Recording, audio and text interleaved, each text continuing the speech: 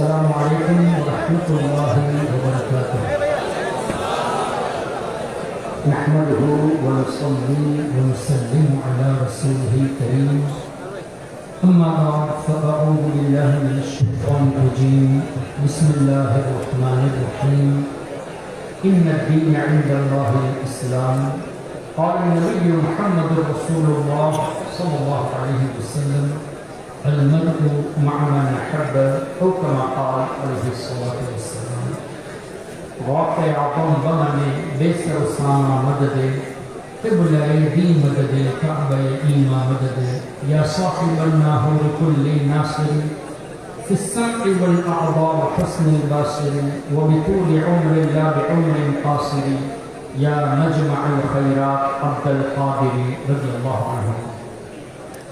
معزز سادات امام حضرت صاحبزادہ سید عرفان حق صاحب قبلہ، دیگر علماء کرام، میرے محترم بزرگوں، دوستوں اور بھائی، الحمدللہ اللہ تعالیٰ کا شکر ہے کہ اللہ نے ایک اور مرتبہ آپ حضرات کے سامنے لب کشائی کا موقع عطا فرمایا، اور اس سلسلے میں میں حضرت شیخ طریقت سید امداد الحق صاحب اور ان کے جانشین سید عرفان حق صاحب کا مشکور ہوں.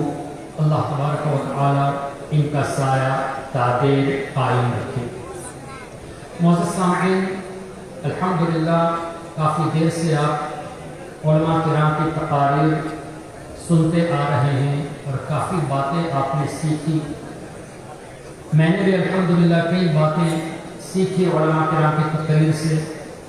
اب کچھ قرآن اور حدیث کی روشنی میں باتیں میں آپ کو بتانا چاہوں گا، جس سے ہمیں یہ یقین ہو جائے کہ ہمارا جو بھی عمل ہے، انکلوڈنگ ہمارا یہاں بیٹھنا، ان سب کو ہمارے آقا صلی اللہ علیہ وسلم نے 1400 سال پہلے دیکھ لیا. ابھی دیکھ رہے ہیں، یہ ایک الگ ٹاپک ہے. ہمارے آقا صلی اللہ علیہ وسلم نے ایڈوانس میں یہ سب دیکھ لیا ہے. اس سے پہلے سیدی سرکار واقع اعظم شیخ عبد القادر جیلانی رضی اللہ عنہ کی مقدس بارگاہ میں منقبت کے کچھ اشعار میں پیش کروں گا. آپ بھی اگر آپ کو بھی یاد ہو تو ضرور ساتھ دیجیے گا. اسیروں کے مشکل کشا سے آغم، اسیروں کے مشکل کشا سے آغم، فقیروں کے حاجت روا سے آغم، تیرے ہاتھ میں دیا، میں تیرے ہاتھ میں دیا، میں تیرے ہاتھ ہے لاج یا غوث آدم، تیرے ہاتھ ہے لاج یا غوث آدم. قسم ہے کہ مشکل کو مشکل نہ پایا، قسم ہے کہ مشکل کو مشکل نہ پایا. کہا ہم نے جس وقت یا غوث آدم، کہا ہم نے جس وقت یا غوث آدم، کہیں گے سے جا کر حسن اپنے دل کی گانے،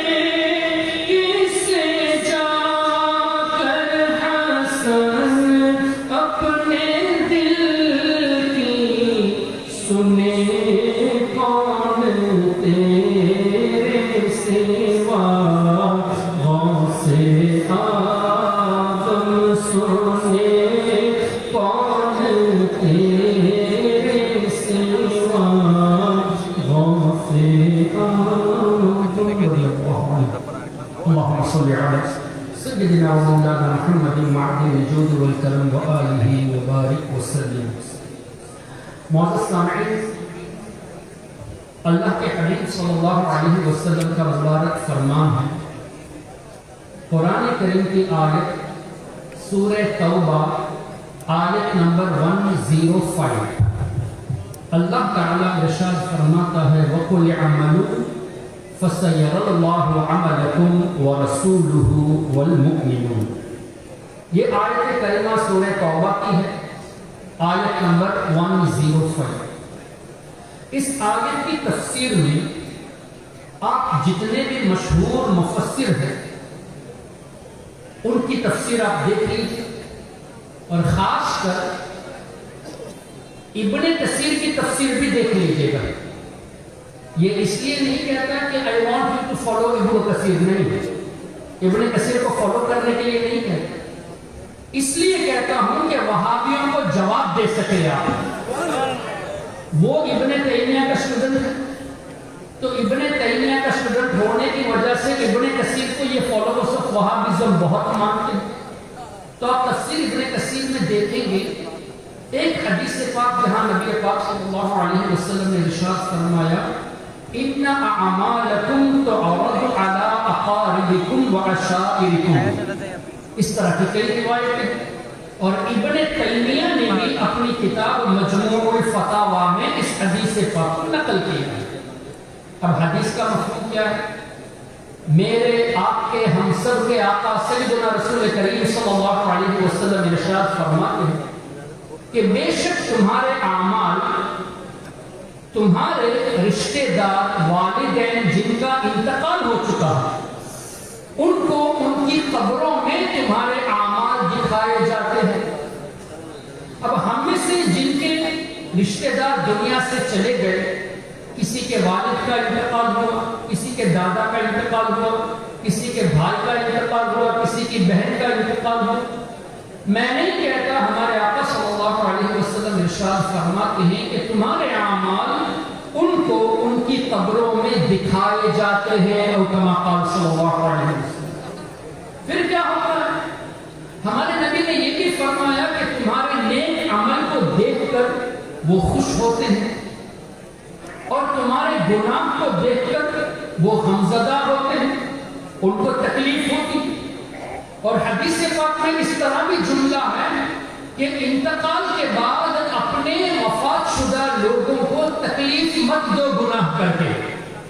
تو ہم اگر گناہ کرتے ہیں تو ہمارے اعمال ہمارے رشتہ دار دیکھ کر ان کو تکلیف ہوتی ہے۔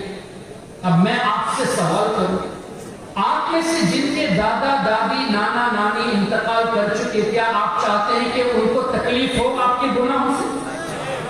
آپ میں سے جن کے ماں باپ انتقال کر چکے، اللہ سب کے درجات بلند فرمائے، تو کیا آپ چاہتے ہیں کہ آپ کے گناہ سے ان کو تکلیف پہنچے قبر میں؟ ہم کوئی بھی یہ نہیں چاہیں گے کہ ہمارے والدین کو تکلیف پہنچے، اس لیے کہ ہمارے نبی صلی اللہ علیہ وسلم نے ارشاد فرمایا تکلیف مت پہنچاؤ، اور ہمارے نیک عمل کو دیکھ کر خوش ہوتے ہیں، تو ہمیں چاہیے کہ ہم ان کو خوش کریں۔ اچھا، کس طرح خوش کریں؟ بہت ساری حدیثیں، ہمارے آقا صلی اللہ علیہ وسلم نے یہ بھی تو ارشاد فرمایا ہے کہ انتقال کے بعد والدین کے ساتھ اچھا سلوک کرنے کے طریقے ہیں۔ ایک طریقہ تو یہ ہے کہ آپ کے والدین کے اگر قرض ہے تو اس قرض کو تم ادا کر دو، یہ والدین کی خدمت انتقال کے بعد۔ اسی طرح انہوں نے اگر کوئی وعدہ کیا ہو، کوئی قسم انہوں نے اٹھائی ہے، تو اس کو بھی پورا کیا جائے، اور والدین کے جو دوست ہیں ان سے بھی اچھا سلوک کیا جائے۔ اس طرح کی بہت روایت ہے۔ ایک روایت یہ بھی ہے کہ جو شخص اپنے والد یا والدہ کی طرف سے حج کرتا ہے تو اللہ تعالیٰ اس کے حج کو ان کی طرف سے قبول فرما لیتا ہے، اور اس بچے کو، لڑکے کو جو بیٹا حج کرتا ہے، 10 حج کا ثواب عطا فرماتا ہے۔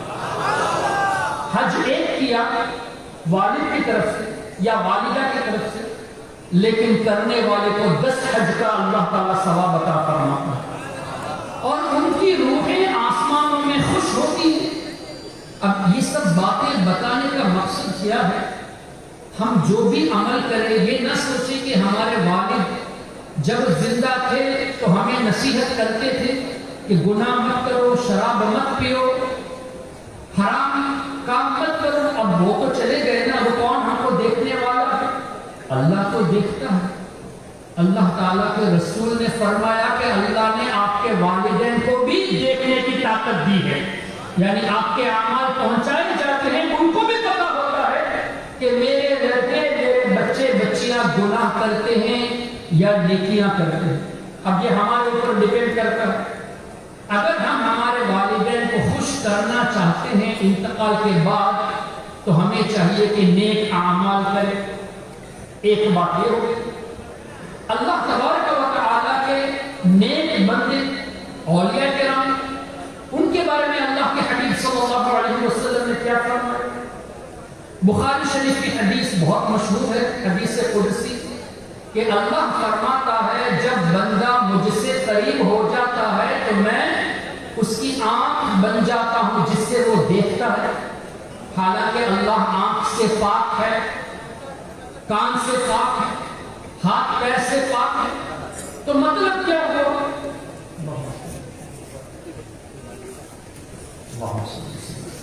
درود پاک کریں.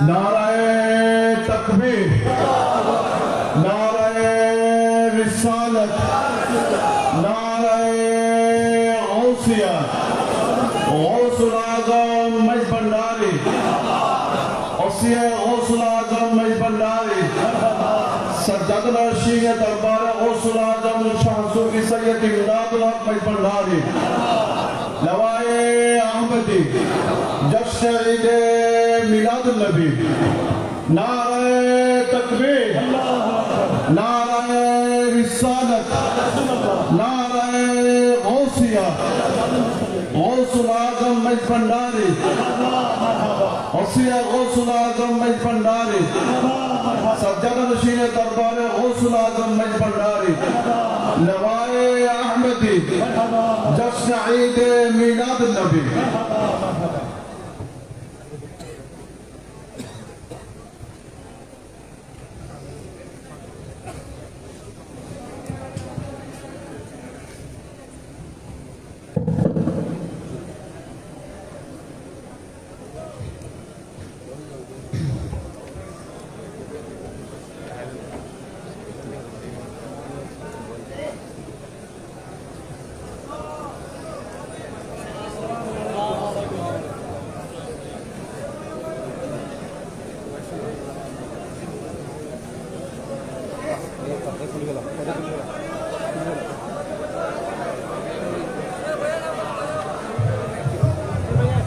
সবাই বসে যান, সবাই বসে যান। মসজিদ করিম আমাদের সামনে উপস্থিত হয়েছেন, আদরের সাথে আমরা সবাই বসে পড়ি, সবাই বসে পড়ি, আমরা সবাই বসে পড়ি। الحمدللہ حضرت پیر طریقت تشریف فرما ہے. آپ لوگوں سے گزارش ہے کہ ادب سے حضرت کا دیدار کرے، زیارت سے مشرف ہوں. میں یہ عرض کر رہا تھا کہ اللہ کے رسول صلی اللہ علیہ وسلم نے جو فرمایا اللہ کے اولیاء کے تعلق سے، تو یہ بات تو کلیئر ہے کہ اللہ تعالیٰ آنکھ سے پاک ہے، کان سے پاک ہے، ہاتھ سے پاک ہے، پیر سے پاک ہے. تو اس حدیث کا مطلب کیا ہوا؟ تو علماء فرماتے ہیں کہ اللہ تعالیٰ اپنے نیک بندوں کی آنکھوں میں ایسی طاقت عطا فرما دیتا ہے کہ یہ وہ دیکھتے ہیں جو ہم عام لوگ نہیں دیکھ سکتے. مثال کے طور پر یہاں سے مجھے وہاں جتنے لوگ کھڑے ہیں ان میں سے کچھ احباب نظر آتے ہیں، اس کے پیچھے دیوار ہے، دیوار کے پیچھے کیا ہے میں نہیں دیکھ سکتا. میری آواز جہاں تک سپیکر جاتا ہے، سپیکر کی آواز جہاں تک پہنچتی ہے وہیں تک آواز جائے گی. کیا میری یہ آواز چٹاگنگ پہنچے گی؟ میں چاہتا ہوں کہ ہٹا زاری ضرور پہنچے. دیوبندیوں کے مرکز میں ضرور پہنچے، یہ میں چاہتا ہوں، اور ہماری گزارش ہے کہ یہ باتیں آپ ان تک پہنچائیں۔ مقصد یہ ہے کہ جہاں تک اس کی آواز پہنچانے کی صلاحیت اس میں رکھی گئی ہے، جتنا کیپیسٹی دی گئی ہے، اتنا ہی دیکھ سکتے، اتنا ہی سن سکتے، لیکن اللہ کی دی ہوئی طاقت سے اولیاء کرام کی شان یہ ہے کہ وہ نہ صرف دیوار کے پیچھے کیا ہے بلکہ ہمارے دلوں میں کیا چھپا ہے وہ بھی دیکھتے ہیں۔ سرکار غوث پاک شیخ عبد القادر جیلانی رضی اللہ عنہ نے کیا خوب فرمایا، نظرت الی بلاد اللہ جمعا کخردلۃ علی حکم الوصال، کہ میں اللہ کے تمام شہروں کو، صرف چٹاگانگ، ڈھاکہ یا یہ مجبندر شریف کی بات نہیں، بلکہ اللہ کے تمام شہروں کو، جتنے بھی شہر ہیں، ان سب کو ایسے دیکھتے ہیں جیسے اپنے ہاتھ کی ہتھیلی میں رائی کا دانہ۔ اچھا، پھر سرکار غوث پاک نے یہ کب فرمایا؟ دنیا سے پردہ کرنے کے بعد فرمایا یا دنیا میں رہتے ہوئے فرمایا؟ دنیا میں رہتے ہوئے فرمایا۔ ہم سب کے آقا نبی پاک صلی اللہ علیہ وسلم نے ارشاد فرمایا، حدیث پاک کا مفہوم، کہ اللہ کا ولی جب دنیا سے جاتا ہے تو یہ پوری دنیا، اب کتنی بڑی دنیا ہے، اگر آپ سنگاپور سے نیو یارک کے لیے فلائٹ لیں گے تو 16 گھنٹے، 17 گھنٹے، 18 گھنٹے لگیں گے، لیکن یہ ایسٹ اور ویسٹ تو نہیں ہے۔ آپ ٹوکیو سے نیو یارک فلائی کریں گے تو بھی ایسٹ اور ویسٹ نہیں۔ اتنی بڑی دنیا اللہ کے ولی کی نظر میں، حدیث کے مفہوم کے مطابق، اتنی بڑی دنیا ماں کے رحم کی طرح ہے، womb of the mother۔ اب ماں کا رحم کتنا بڑا ہے؟ کیا 10 کلومیٹر بڑا ہے؟ کیا 1 میٹر بڑا ہے؟ نہیں، جسٹ few millimeters، کچھ ملی میٹرز ہوتے ہیں۔ تو اتنی بڑی دنیا میں رہتے ہوئے میرے غوث اعظم، ہم سب کے غوث اعظم نے فرمایا کہ اللہ کے تمام شہروں کو ایسے دیکھ رہا ہوں جیسے ہاتھ کی ہتھیلی میں رائی کا دانہ، یعنی اتنی چھوٹی ہے دنیا۔ اب یہ دنیا بھی چھوٹی ہو گئی عالم برزخ میں غوث پاک کی نظر میں، تو اب تو غوث پاک اور آسانی سے ہمیں دیکھتے ہیں۔ جب دنیا میں رہتے ہوئے دنیا چھوٹی تھی رائی کے دانے کے برابر، اب خود دنیا بھی چھوٹی ہو گئی تو اور آسانی سے دیکھتے ہیں۔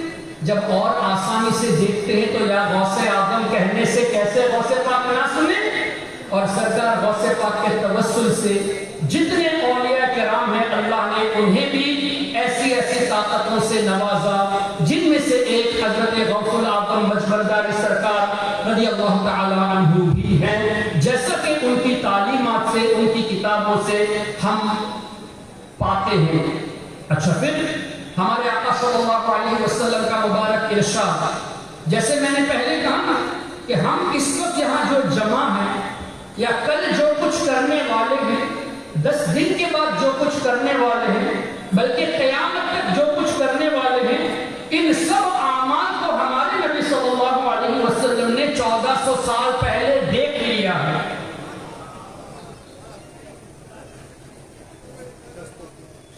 حدیث پاک صحیح مسلم کی، عرضت علی اعمال امتی، اللہ تعالیٰ نے میرے سامنے میری امت کے تمام اعمال پیش کر دیے۔ عرضت علی اعمال امتی، عمل امتی نہیں ہے، میری امت کا ایک عمل نہیں بلکہ اعمال امتی، پلورل ہے، جمع ہے۔ تو ہمارے نبی صلی اللہ علیہ وسلم نے اپنی امت کے تمام اعمال کو ایڈوانس میں دیکھ لیا۔ یہ حدیث صحیح مسلم میں ہے۔ اچھا، پھر سرکار علیہ السلام نے یہ بھی فرمایا کہ تمام اعمال میں نے چھوٹی سی چھوٹی نیکی بھی دیکھی اور چھوٹا غلط کام بھی میں نے دیکھا۔ اس طرح کی روایت ہمیں حدیث پاک میں ملتی ہے۔ مطلب کیا ہوا؟ ہم نے جو کچھ کیا وہ اللہ کے عطا سے ہمارے نبی جانتے ہیں، جو کر رہے ہیں وہ بھی جانتے ہیں، اور جو ہم کرنے والے ہیں وہ بھی جانتے ہیں۔ صرف اتنا ہی نہیں، ہمارے دل میں کیا چھپا ہے، ہماری نیتیں اچھی ہیں یا نیتیں بری ہیں، یہ بھی ہمارے نبی صلی اللہ علیہ وسلم جانتے ہیں۔ دلیل اللہ تعالیٰ نے فرشتوں کے بارے میں قرآن کریم میں ارشاد فرمایا وَإِنَّ عَلَيْكُمْ لَحَافِظِينَ کِرَامًا کاتبین۔ یہ جو فرشتے ہیں نا ہمارے رائٹ سائڈ اور لیفٹ سائڈ پہ، یہ ہمارے اعمال کو لکھ لیتے ہیں۔ کیسے لکھتے ہیں؟ جب ہم عمل کرتے ہیں تو لکھتے تو ہیں۔ حدیث کی روشنی میں اگر کسی نے نیکی کا ارادہ کیا، فار ایگزامپل آپ اس مجلس سے جانے کے بعد یہ ارادہ کر لیں کہ مجلس سے فارغ ہونے کے بعد میں کسی کو صدقہ دوں گا، میں کسی کی مدد کروں گا، کسی مسافر کو میں ساتھ لے جاؤں گا تاکہ اس کے لیے آسانی ہو جائے، میں گھر جا کر اپنی والدہ کا والد کا ہاتھ چوموں گا، یہ نیک نیکی ہے۔ تو آپ کے اس ارادے پر اللہ تعالیٰ کے فرشتے نیکی لکھ لیتے ہیں۔ ابھی آپ نے کیا نہیں، اب میں آپ سے گزارش کروں گا کہ کوئی اچھی نیت کر لے کہ آپ کسی کی مدد کریں گے، کسی نیک کام میں آپ آگے بڑھیں گے۔ تو ابھی آپ نے کیا، مجھے نہیں معلوم آپ نے کیا ارادہ کیا، I don't know what have you intended، لیکن وہ فرشتے جانتے ہیں آپ نے کیا نیت کی ہے، اور وہ فرشتے نیکی لکھ بھی لیتے ہیں۔ اور حدیث میں یہاں تک ہے جب بندہ گناہ کا ارادہ کرتا ہے تو وہ فرشتہ لکھتا نہیں ہے۔ کب لکھتا ہے؟ گناہ کرنے کے بعد لکھتا ہے۔ اب مجھے آپ بتائیے ان فرشتوں کو کیسے پتا چلا کہ میرے دل میں نیکی کا ارادہ ہے یا گناہ کا ارادہ ہے؟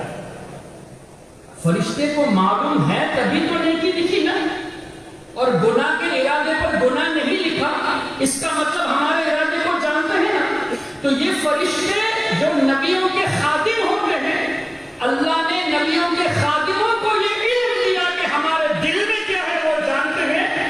آج تک کسی دیوبندی وہابی نے آبجیکشن نہیں کیا جب ہم کہتے ہیں کہ ہمارے آقا صلی اللہ علیہ وسلم ہمارے ارادوں کو جانتے ہیں، تو فوراً آبجیکشن کہ یہ کہاں سے آیا، کس حدیث میں ہے، کون سی آیت میں ہے؟ جبکہ بہت سارے حدیثیں اور بہت ساری آیتوں سے اس کا جواب دیا جا سکتا ہے، چونکہ ہمارا ٹاپک اس وقت ہمارے دل کو سنبھالنا ہے، ہمارے ارادوں کو سنبھالنا ہے۔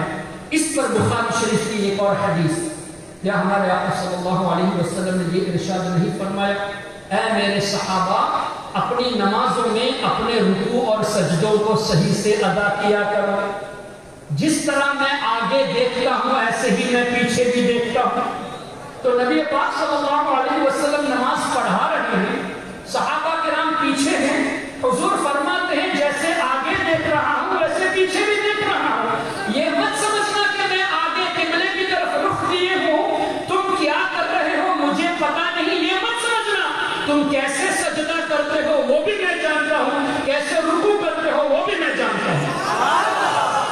صرف اتنا ہی نہیں، ایک اور حدیث ہے، ہمارے آقا صلی اللہ علیہ وسلم نے فرمایا وَاللَّهِ ما يخفى علي ركوعكم ولا خشوعكم او كما قال صلی اللہ علیہ وسلم، اللہ کی قسم تمہارے رکوع بھی مجھ سے پوشیدہ نہیں، تمہارے خشوع بھی پوشیدہ نہیں۔ اچھا رکوع تو ظاہری عمل ہے نا، خشوع دل کی کیفیت ہے۔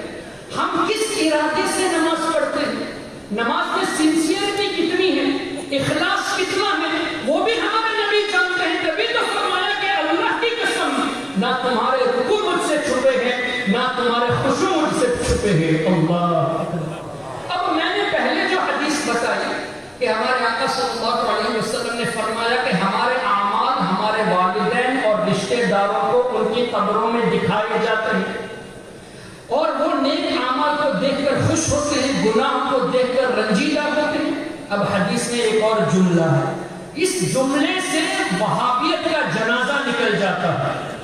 اللہ کے رسول صلی اللہ علیہ وسلم نے ارشاد فرمایا ہمارے گناہوں کو دیکھ کر ہمارے رشتہ دار ہمارے لیے دعا کرتے ہیں۔ کون سی دعا؟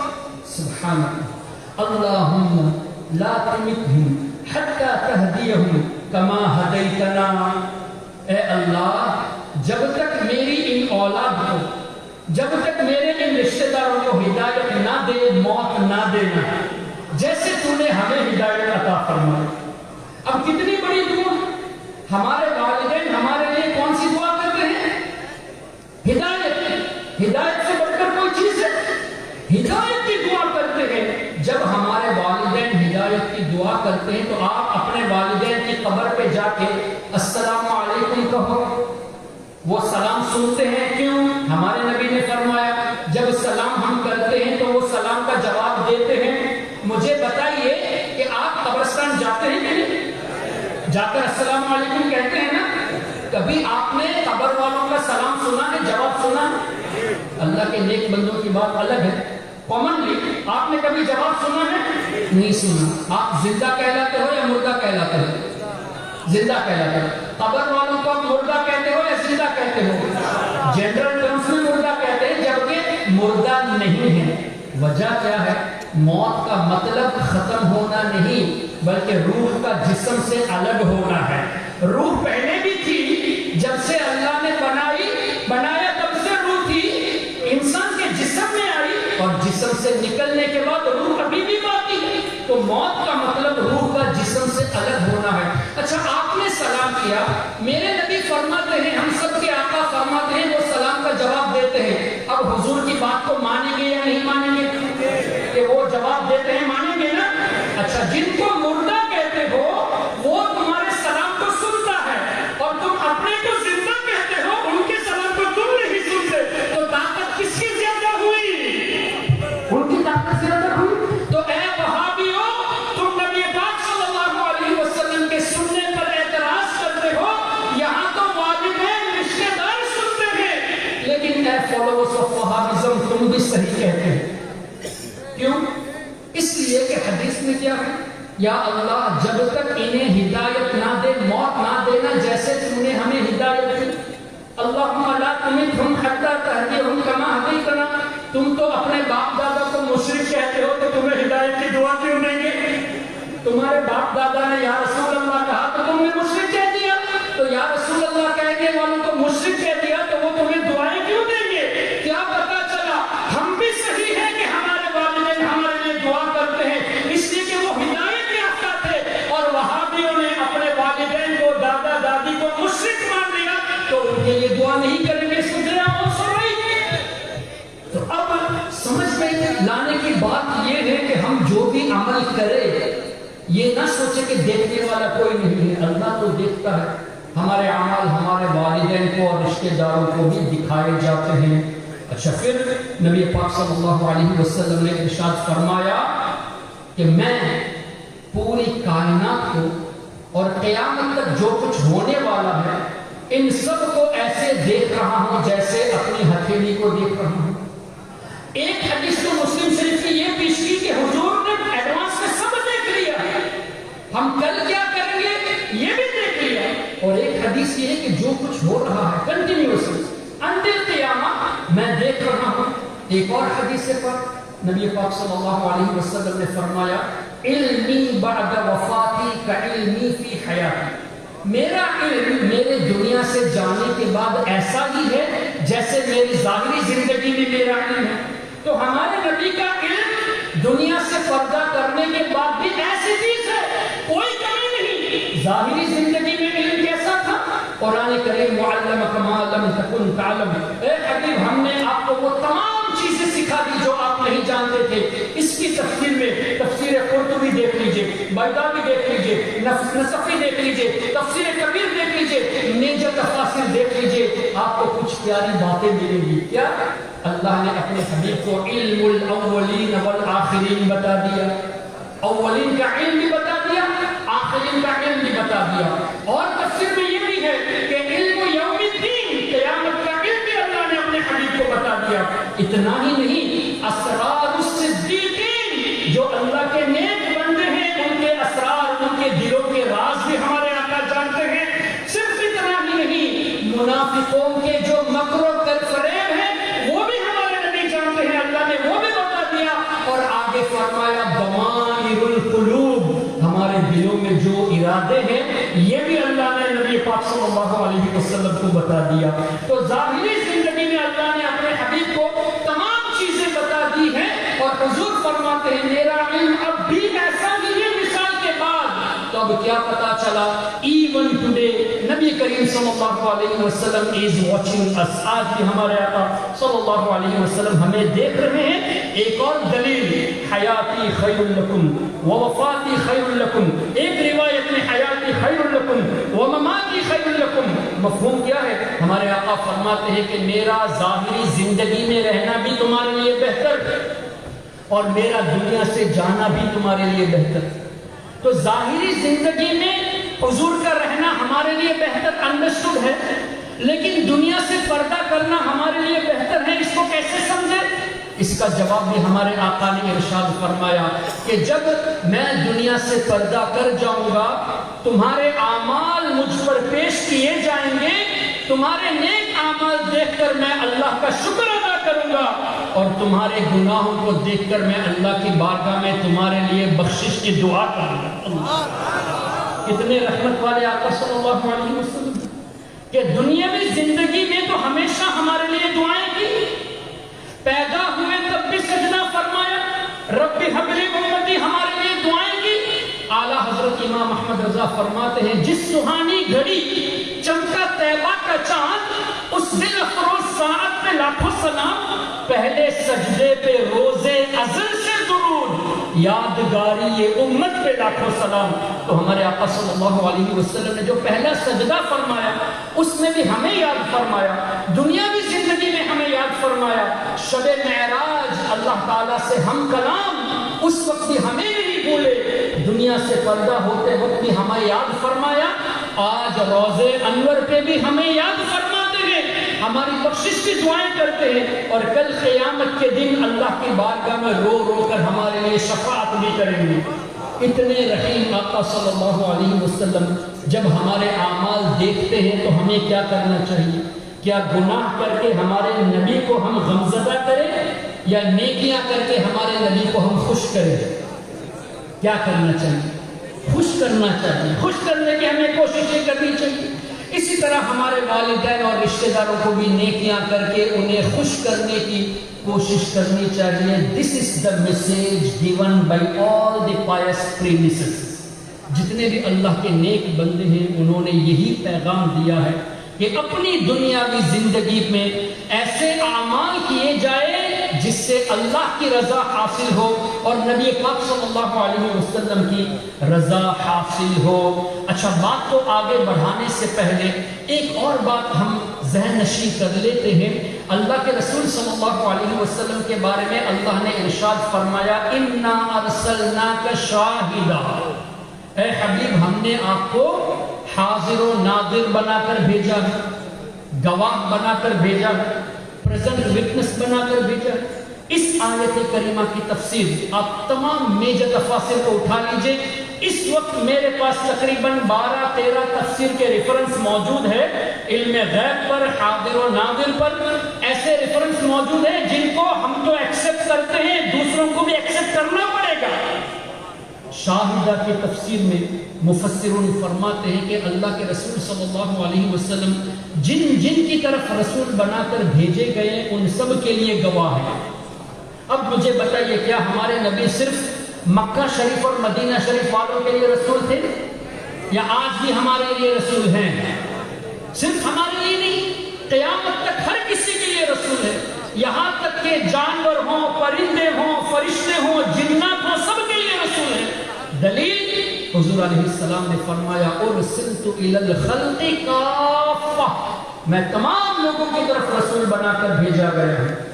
قرآن کریم کی آیت قل یا ایھا الناس انی رسول اللہ الیکم جمیعا، اے حبیب فرما دیجئے اے لوگوں میں تم سب کی طرف سے رسول بنا کر بھیجا گیا ہوں۔ وما ارسلناک الا کافۃ للناس بشیرا ونذیرا، تمام لوگوں کی طرف رسول بنا کر بھیجے گئے۔ ایک اور آیت کریمہ پورے عالمین کے لیے رسول، تبارک الذی نزل الفرقان علی عبدہ لیکون للعالمین نذیرا، تمام عالمین کے لیے ہمارے نبی رسول ہیں۔ تو عالمین میں انبیاء کرام بھی ہے تو انبیاء کرام کے لیے بھی ہمارے نبی رسول ہیں، سب کے لیے ہمارے آقا صلی اللہ علیہ وسلم رسول ہیں۔ تو اب تفسیر میں کیا ہے؟ شاہدہ کی تفسیر میں کہ جن جن کی طرف رسول بنا کر بھیجے گئے سب کے لیے گواہ ہیں۔ اس کا مطلب نبیوں کے اعمال بھی ہمارے نبی صلی اللہ علیہ وسلم جانتے ہیں، صحابہ کے اعمال بھی جانتے ہیں، اولیاء کے اعمال بھی جانتے ہیں، جنات کے اعمال بھی جانتے ہیں، فرشتوں کے اعمال بھی جانتے ہیں، کائنات میں جتنی چیزیں ہیں سب ہمارے آقا صلی اللہ علیہ وسلم اللہ کی عطا سے جانتے ہیں۔ جب اتنا کے جو خطرات، جو ارادے ہیں وہ کیسے ہمارے آقا صلی اللہ علیہ وسلم نہ جان سکے. اس لیے ہمیں چاہیے کہ ہم ایسے اعمال کریں جس سے اللہ تعالیٰ اور اس کے رسول صلی اللہ علیہ وسلم کی خوشنودی حاصل ہو. حضرت سیدنا سرکار غوث العظم سید احمد اللہ مجبنداری رضی اللہ تعالیٰ عنہ نے اپنی کتابوں سے یہی ہمیں تعلیم دی، جن میں سے ایک تعلیم یہ ہے کہ اللہ کے رسول صلی اللہ علیہ وسلم کے یہ سچے نائب، سچے عاشق غوث العظم مجبنداری رضی اللہ تعالیٰ عنہ فرماتے ہیں، غوث العظم مجبنداری رضی اللہ تعالیٰ عنہ فرماتے ہیں کہ ہمارے پاس 1,24,000 فرشتے ہیں.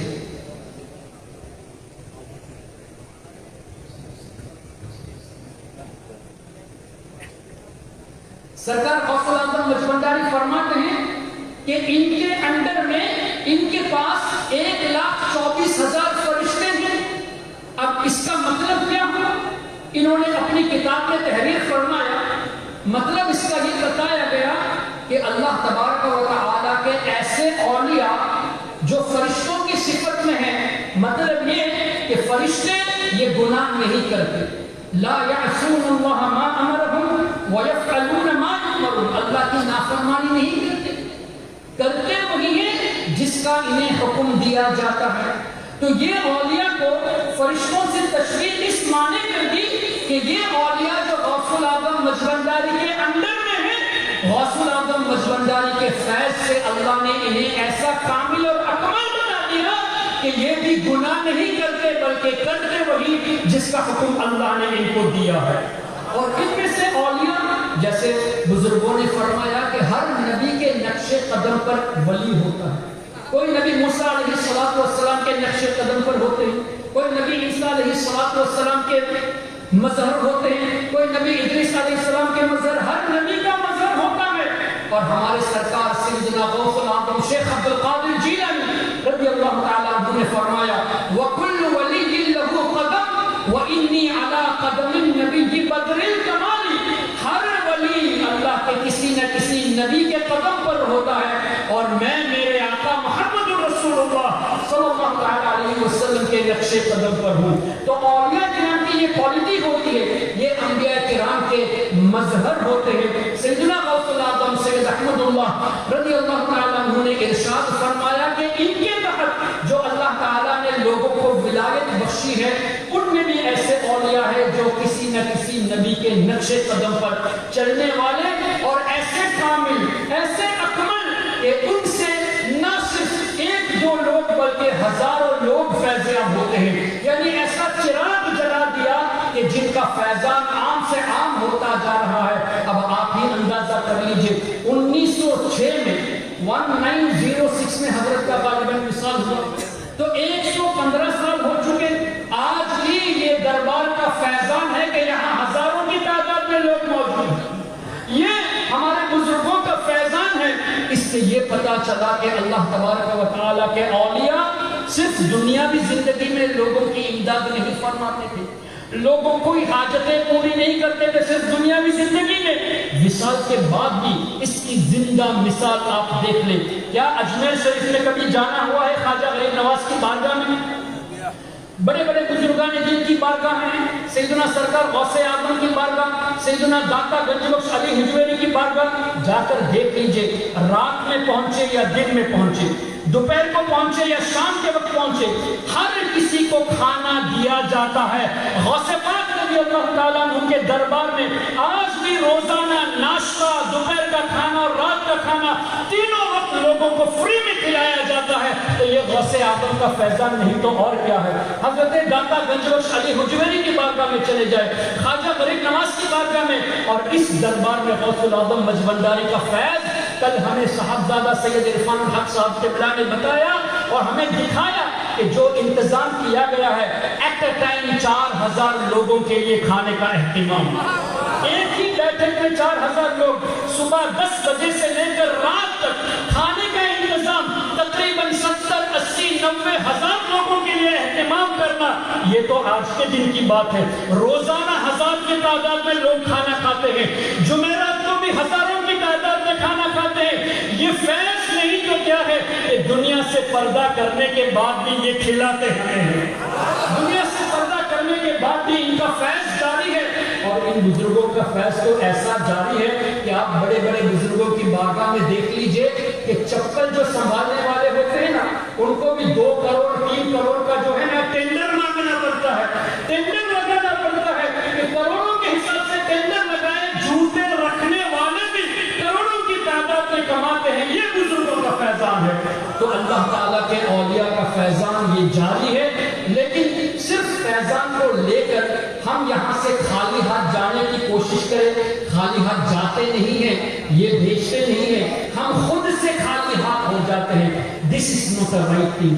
ہمیں کیا چاہیے؟ ان بزرگوں کی بارگاہ میں جب آئے، جو تقاریر سنے، جو نصیحت سنے، اس پر عمل کرنے کی کوشش کرنی چاہیے۔ بزرگوں کے جو حالات زندگی بتائی جاتی ہے، اس کا مقصد ہی یہی ہوتا ہے کہ قرآن پر عمل ہو۔ فار ایگزامپل اللہ تعالیٰ نے ارشاد فرمایا اہدنا الصراط المستقیم، ہم دعا کرتے ہیں اللہ سے کہ اللہ ہمیں سیدھے راستے پر چلا، دکھا نہیں چلا۔ وہابی نے سنیوں کا راستہ دیکھا نہیں، سیدھا راستہ، اس لیے دکھا ترجمہ کرتے ہیں، ہمیں ہمارے بزرگوں نے دکھا دیا تو سیدھے راستے پر چلا کرتے ہیں۔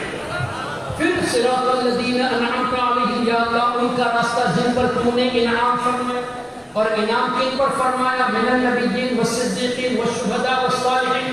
ان ادر ورڈز ہم ہر نماز میں آپ یہ بتائیے کہ روزانہ صرف فرض نماز کتنی رکعتیں آپ پڑھتے ہیں؟ صرف فرض نماز 10 پڑھتے ہیں، فرض نماز کتنی ہے؟ 17 ہے، وتر کے ساتھ 3 20 ہو گئی۔ یہ کم سے کم کی بات کر رہا ہوں تاکہ وہابی فالوورز بھی غور کریں اس بات پر۔ وہ کم سے کم 20 مرتبہ کہتا ہے یا اللہ ہمیں صدیقین کے راستے پر چلا، ہمیں صالحین کے راستے پر چلا، ہمیں اولیاء کے راستے پر چلا، لیکن کیا دیوبندی وہابی اولیاء کے راستے پر چلتا ہے؟ تو نماز میں کیا مانگتا ہے؟ اللہ سے یہ کہتا ہے کہ یا اللہ ہمیں نیک لوگوں کے راستے پر چلا، نماز کے باہر کہتا ہے کہ اولیاء کی ضرورت نہیں، قرآن اور حدیث کافی ہے۔ تو سورہ فاتحہ قرآن میں ہے یا نہیں ہے؟ سورہ فاتحہ قرآن ہی تو ہے، تو قرآن اور حدیث کافی ہے بولتے ہو اور اللہ سے دعا بھی کرتے ہو، لیکن اس کے خلاف عمل کرتے ہو، مطلب اپنے دعوے میں تم جھوٹے ہو۔ اور اتنا ہی نہیں، اے وہابیو، ہم دعوے سے کہتے ہیں کہ تمہاری نماز قبول نہیں ہے۔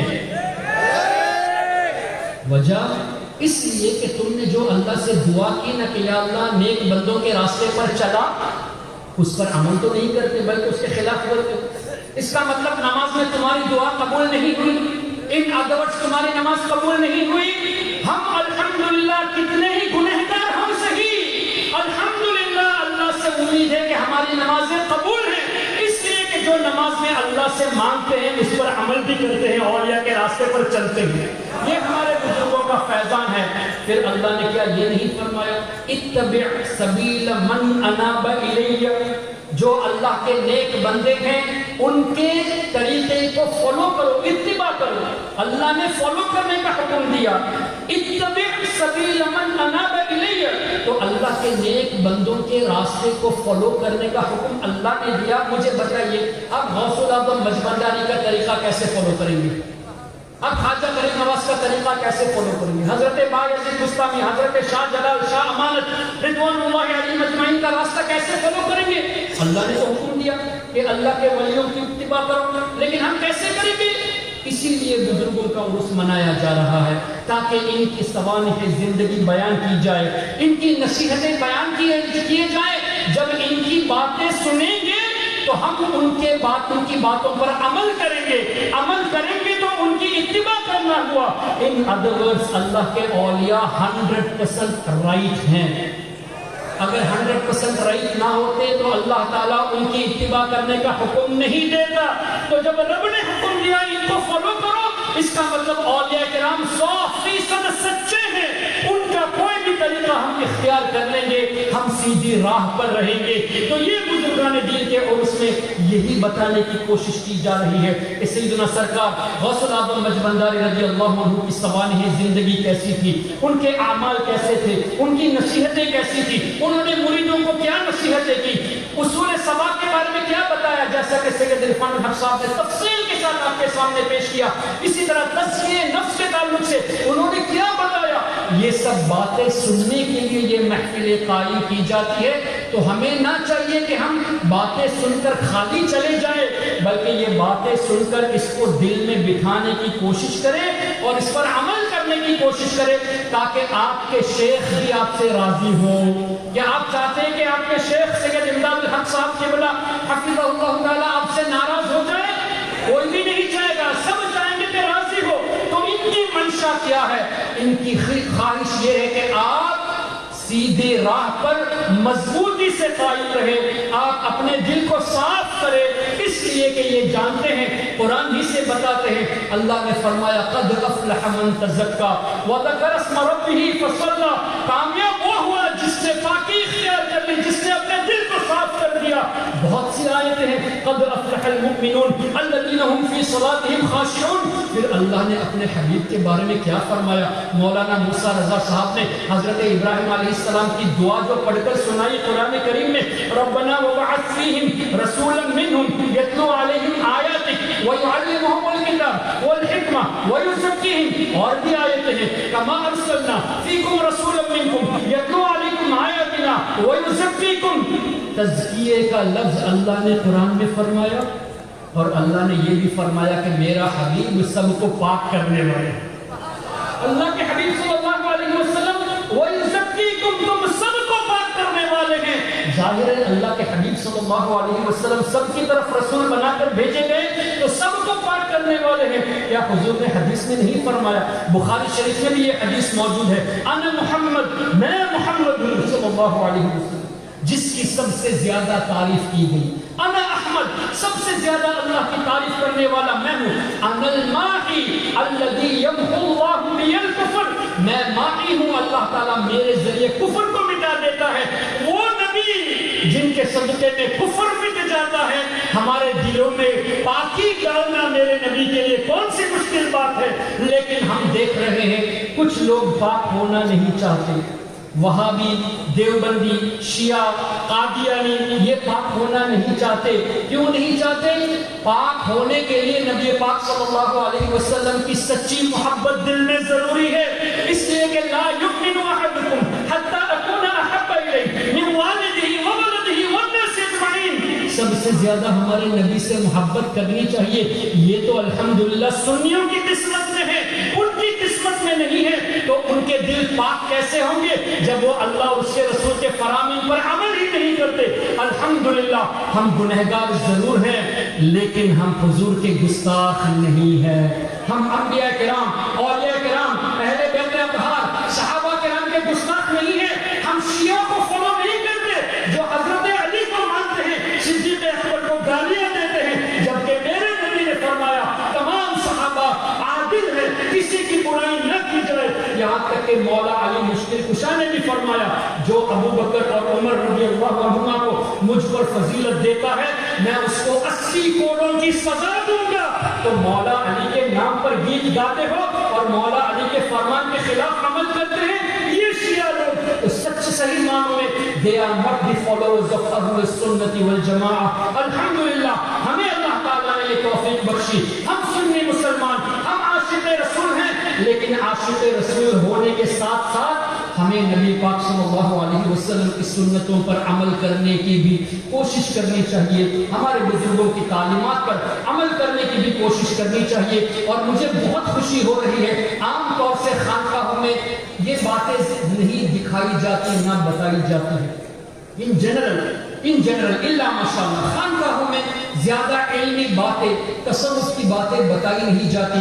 آپ خوش نصیب ہے کہ آپ کو ایسے کامل شیخ ملے کہ جو 150 سال پہلے بزرگ کی تعلیمات کو آج بھی زندہ کر رہے ہیں، نہ صرف بنگلہ زبان میں بلکہ انگریزی، اردو اور دوسری زبانوں میں بھی شائع کر کے سب کو فائدہ پہنچانے کی کوشش کرتے ہیں. یہاں تک کہ میں نے دیکھا کہ سید عرفان حق صاحب کے بلا نے جب ای سیمینار کا انعقاد کیا تو کوئی یورپ سے بول رہا ہے، کوئی انڈیا سے بول رہا ہے، کوئی امریکہ سے بول رہا ہے، کوئی افریقہ سے بول رہا ہے. یعنی اس طرح تعلقات پوری دنیا بھر میں تصوف کا پیغام دینے کا جو ذمہ داری انہوں نے اٹھائی ہے یہ قابل مبارکباد ہے.